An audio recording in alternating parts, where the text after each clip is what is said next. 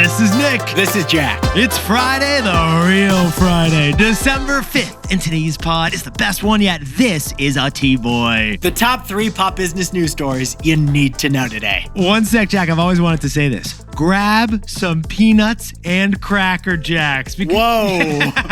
Tickets for our live tour just went on sale today. It's our IPO tour. 2026, we're performing this podcast live. It's our in-person offering. So besties, grab your tickets today. Jack and I put the links in this episode description. Snag them while you can. It's very exciting to have our travel planned for next year. Austin, Texas, Washington, D.C., New York, Los Angeles, California, and more being announced later in the year. You just reminded me, I got to book our airline tickets. But in the meantime, Yetis, grab your tickets to our live tour. And Jack, we got 3 fantastic stories for today's T-Boy. For our first story, in the last 3 days, CNN, Fanatics, and CNBC have all partnered with prediction markets. The biggest booming industry outside of AI, it's prediction markets. And honestly, we should have predicted it. For our second story, it's Chanel, because this luxury fashion brand just had a fashion show on the New York City subway. The subway on the C train, because the background is the ultimate foreground. And our third and final story, the new Trump accounts, aka baby brokerages, have sparked a major land grab on Wall Street. What bank is gonna get the golden ticket that is the 40 million Trump accounts for America's kids? But Yetis, before we hit that wonderful mix of stories, who is gonna be the Charlie in the Bank and Chocolate Factory, Jack? Peach Fuzz. Yes. Living Coral. Okay. Very Perry. Interesting. Cerulean Blue. I know you know what all these have in common, Nick. Yes, Jack, all of those colors were once the Pantone color of the year. Pantone, the authority on everything color in this country, predicts what color will trend in the coming year. The most highly anticipated aesthetic decision of the year. It's like the Grammys for the rainbows. But this isn't just about visual vanity. The Pantone color of the year is a profit puppy. Because whatever color Pantone picks sees a double-digit sales surge. It's a self-fulfilling prophecy, which leads to the big news. The Pantone color of the year for 2026. Well, Jack, for the first time ever, it's actually not a color. It's Cloud Dancer. That's right, Cloud Dancer, which is actually a shade of white. Not Tiny Dancer. No. Cloud Dancer. Sorry, Elton John. This sounds less like a color, more like a romance novel. More specifically, Jack, it is color code 11-4201 to be precise. It's the first time in 26 years that Pantone has chosen a shade of white. And Jack and I jumped in T-Boy style. This color looks like an eggshell on a coconut flake mixed with mayonnaise. Now, technically, white is not a color. White is the absence of color. So I'm throwing in a challenge flag, Pantone. Better be a white challenge flag, Jack, because Pantone's prediction is that consumers will want a feeling of calmness in the next year. Yes, a blank slate in a world of chaos. Hence, their color is not a color, but a lack of color. Cloud Dancer. Hey, Pantone, you should have chosen Slam and Salmon. Trust us on that one. In the meantime, we're going to wave a white flag. Good call back, Jack. Let's hit our 3 stories. 15 years before this song, 2 boys from the Northeast met in the dorm. They had an idea that caused a cultural storm. It's the best one yet, but the best is the norm. Jack, Nick, that's it. I don't even think they need to practice. 50%, that's a fat tip. T-Boy City on your list. If you know, you know, cause we ready to go. We can't wait no more, so just start the show. Start the show. Start the show. For our first story, there's a new golden ticket on Wall Street. One lucky bank will get the 40 million Trump baby accounts. The Bank of Gen Alpha is a generational opportunity that every finance company is fighting for right now.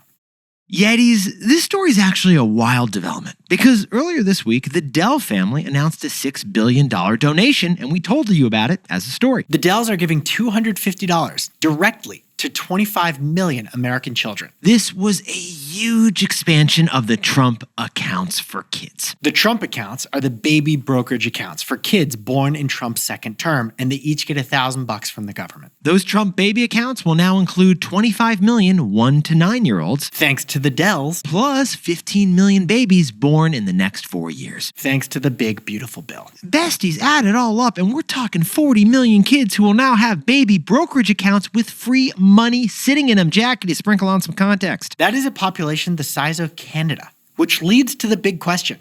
Which company is going to get those brokerage accounts? That is the new golden ticket, Nick. That is the Charlie in the Cha-Ching Financial Chocolate Factory, Jack. Now, we should point out, it could be a few golden tickets. True. Like one financial institution will get the brokerage accounts, and another could become the default ETF that the money gets invested into. Or, Jack, when it comes to this golden ticket, it's possible the Trump administration splits it among a bunch of different banking institutions. But President Trump loves acting as kingmaker, so it's quite possible he chooses just one. Either way, Yetis, Jack and I were fascinated in this financial frenzy of golden tickets. And we are econ guys. We're also business guys. We're also history guys. We're also fashion icons. And there are some precedents that we think that can help explain this situation. We've seen government policy result in a boom for private industry and where the government acts as kingmaker in the market. Jack, let's whip it up on the whiteboard here. Let's start with the railroad companies. When they were building the Transcontinental Railroad,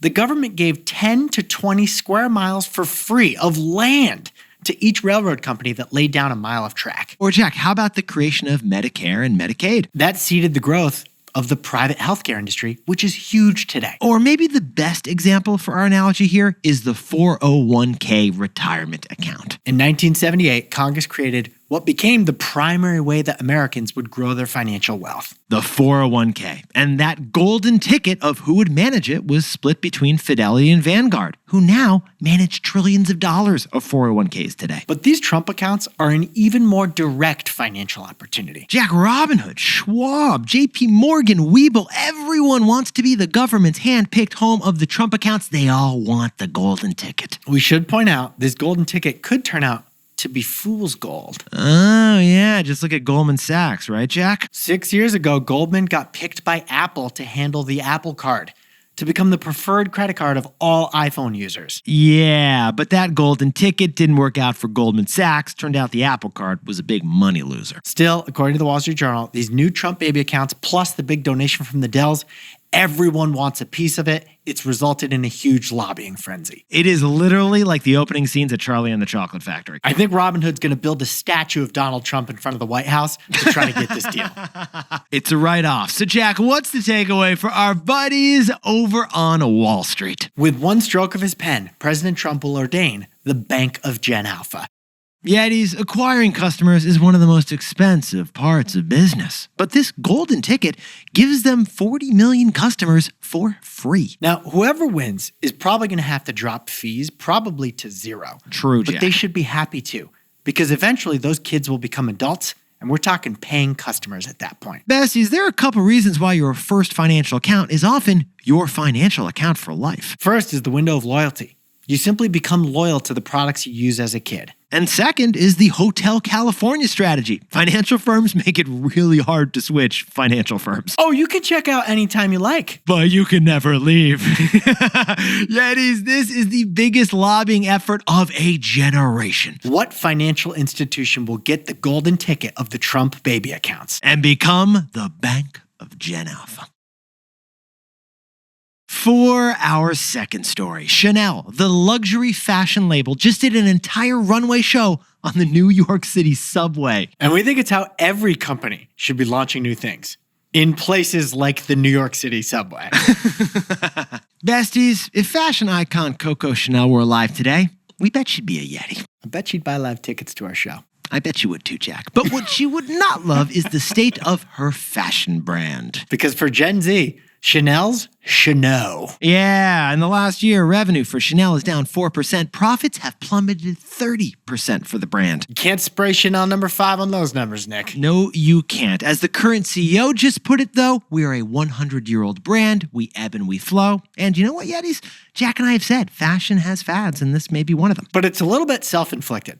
Because Chanel has jacked up prices more than their peers. They have. Since 2019, Chanel handbags have doubled in price. But the rest of the luxury industry, they've only risen those prices by 50%, according to the Financial Times. But Chanel does have a comeback planned to reconnect with customers. And no, it's not free breakfast at Tiffany's. But yes, you are going to have to bring your Metro card. Because the answer lies in the subway. The subway, get this, Chanel just did an entire runway show on a New York City subway platform. That's right, the $40 billion luxury brand took over an abandoned subway station in New York City. The Bowery Street location. And they took over a real subway train. The C train. And you see what they did there by choosing C? The blue C of the train logo matched Chanel's famous logo. Yetis, Jack and I jumped in T-Boy style. The models were literally walking the platform, boucle clothes, quilted earmuffs, all on dirty concrete. It's not often you see A$AP Rocky, Kristen Stewart, and John Bon Jovi in the same place, but they were all there. Yeah, they were all at this runway show. We estimate this is the largest concentration of wealth ever in a single subway car. Honestly, fact check us on that one, but we're pretty sure.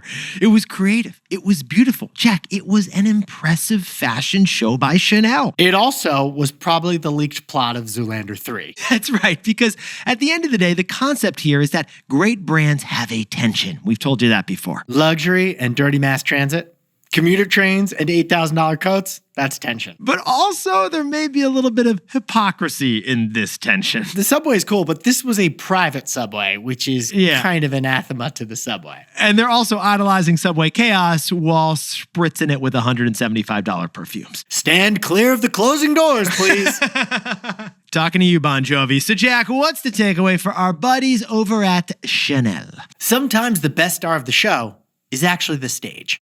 Yetis, this Chanel subway runway show is the rare story covered by the Wall Street Journal and the New York Times and Vogue magazine and TikTok. An exclusive luxury fashion brand got broad mass attention, not because of the product, but because of the setting. And you know what? They're not the only fashion brand using location to broaden relevance of their products. Fendi did a runway show on the Great Wall of China. Cause did one inside a Greek marble quarry. Jack, the French brand Vêtements did a fashion runway show at a McDonald's in Paris. Of Emily in Paris fame. Not possible. Oh, possible. It's a lesson from the fashion industry that we think other industries should copy. Totally. Like, Jack, why do another Apple event at the Apple campus in California? It'd be pretty epic if the iPhone 18 was announced in the Grand Canyon. Tim Cook, we know you're listening. We'll see you in Arizona. Because the real audience aren't the people in the room anymore. It's everyone watching clips of the event on TikTok. So take the background and make it the foreground. Hey Yetis, if you're a bestie, take a sec and hit that subscribe button. And like this video while you're at it. If you leave a comment, by the way, we'll read it.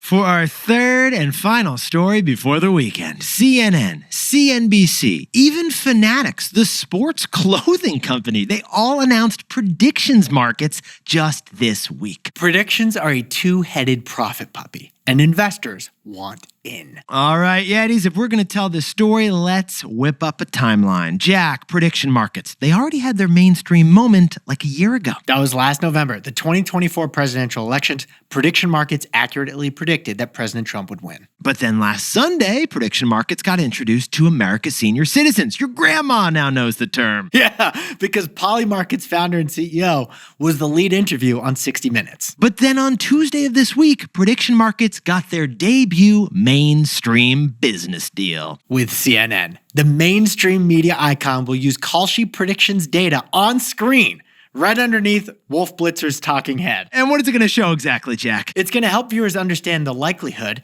of whatever Wolf is talking about. What's the chance it actually happens according to predictions markets? There's a 17% chance that Anderson Cooper bleaches his hair in the next segment, that kind of thing. And guess what? Right as we turned on the mics to record this episode, CNBC announced the same deal with Kalshi that CNN just announced. Now, besties, we know what you're thinking. ESPN has been doing this kind of thing before with sports betting for years, right? While they're talking about the Miami Dolphins, you'll see on the screen a 20% chance that Ray Finkel misses this next field goal. But now, with CNN and CNBC, political, financial, and general news will use predictions data too. There's a 20% chance that Ray Finkel becomes the CEO of Microsoft by December 31st, 2026. If you know, you know. Now, Yetis, this is what we find fascinating. In our eyes, prediction markets are two different things, or if you're an investor, two different profit puppies. Nick and I have thought a lot about this. Prediction markets are both a way to gamble money and a way to predict the future. Now, besties, we have said before that buying a prediction contract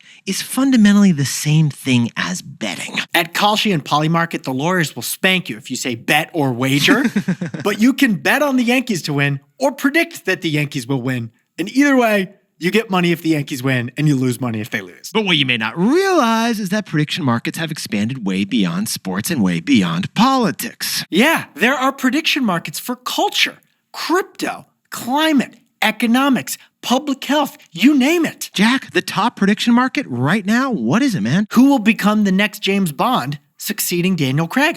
Spoiler, by the way, the smart money's on Callum Turner. Trust us, it's going to be Callum. Although Tom Hardy is in the running too. You haven't seen Callum's abs. You clearly haven't seen Callum's abs, Jack. And therein lies the other side of prediction markets. It's not just a place to gamble money.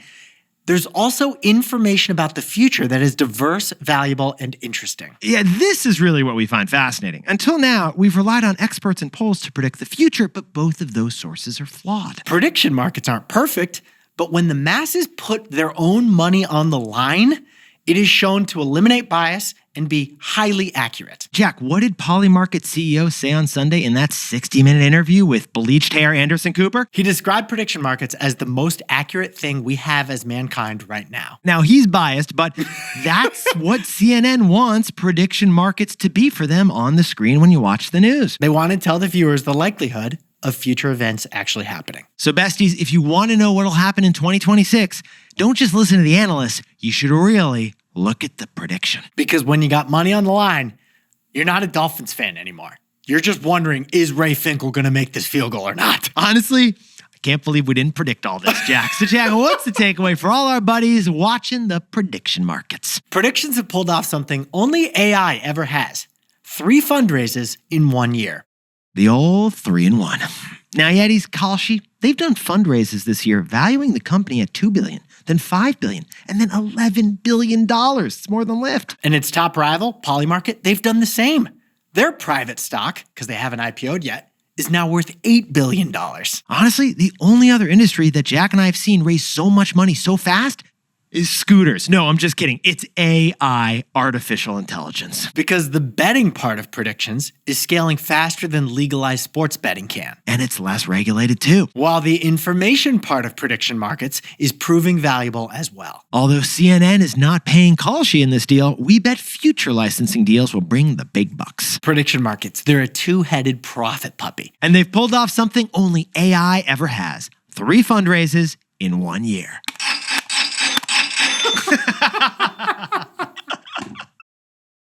Jack, could you whip up the takeaways for us for the real Friday? Kalshi announced licensing deals this week to both CNN and CNBC. Because prediction markets are a two-headed profit puppy, and they're growing right now like AI. For our second story, Chanel did a runway show on the New York City subway.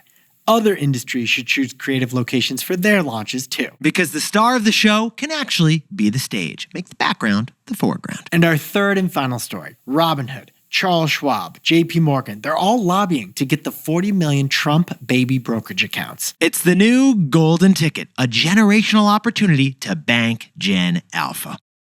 But besties, this pod's not over yet. Here's what else you need to know today. First, Mr. Beast is launching a phone service, Beast Mobile. He just announced it at the New York Times Dealbook Summit. Mr. Beast's business is now worth $5 billion, and his next revenue stream will be AT&T for teens. By the way, wireless networks are like the surprise hot new celebrity business, right, Jack? Ryan Reynolds, the Smartless podcast, President Trump, and now Mr. Beast. They're all competing with Verizon. Which is why Jack and I are pleased to announce. No, we're not going to announce it.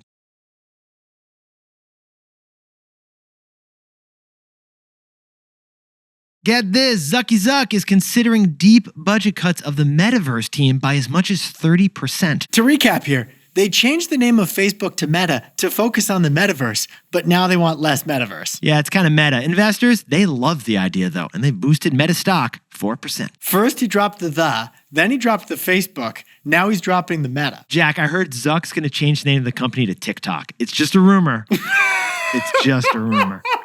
And finally, Hershey just announced their newest product, Dubai chocolate. Just one problem. They're a year too late. Jack and I did a story a year ago on Dubai chocolate when Shake Shack launched their own version of the popular flavor. Because the pistachio-flavored chocolate went viral in late 2024.